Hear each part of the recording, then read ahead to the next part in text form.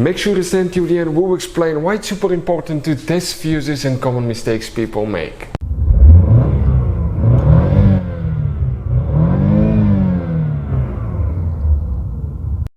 Hey guys, welcome back to Electrical Car Repair Live. Thank you guys for watching and subscribing to the channel. Today will be super helpful video to any of you having a Dodge Challenger. And if you're trying to find where the fuse for the daytime running light is located, stay with us. We'll explain that in this video today. Also, we'll talk why it's super important to test fuses and one common mistake people make sometimes when they remove or replace fuses and realize that can cost you thousands of dollars.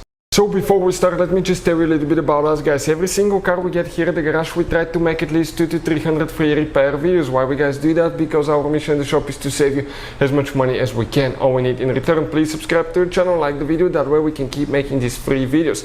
And if you guys need to buy any parts, tools, anything for a really good price and quick shipping, check out the link in the description of the video below. That's where we get all our tool supplies from and you can save a fortune. So let's explain how to fix that now. So most people, guys, okay, will actually open the hood and look for the fuse box under the hood. It will work on V6, V8, and let me tell you guys, actually the fuse box here, it does not have that fuse. This is mostly for engine management, so we need to go towards the back. That Dodge was in a little bit of an accident. We'll be fixing it soon. Runs and drive like a champ, guys. We drove it recently and it's driving pretty good, very low mileage. So we'll come towards the back, we'll open the trunk here, and if you come, guys, in the trunk, you lift up the cover for the trunk where you get to the spare tire, car battery and fuses. You get to that fuse box. Now, when replacing fuses or relays, when removing them, it's important to disconnect the car battery, not for every fuse, but for some very important fuses, and now it's hard to know which one, so I'll recommend for all.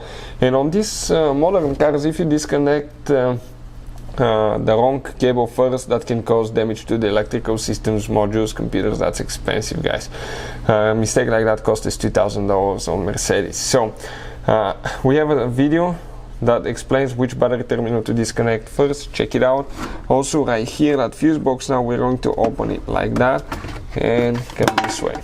Let's talk now about that fuse, guys, okay, and where that fuse specifically is located. So very important, guys, to actually test fuses, because not very often you can see if they're burnt or not. Sometimes you may think you really have a good fuse when it's actually a bad fuse, and if you put it back in, you keep buying parts, you waste your money, you waste your time. So always test them, fuses, relays. I'll put a link to a special video that will teach you how to test fuses, relays, and where to buy cheap fuses and relays from.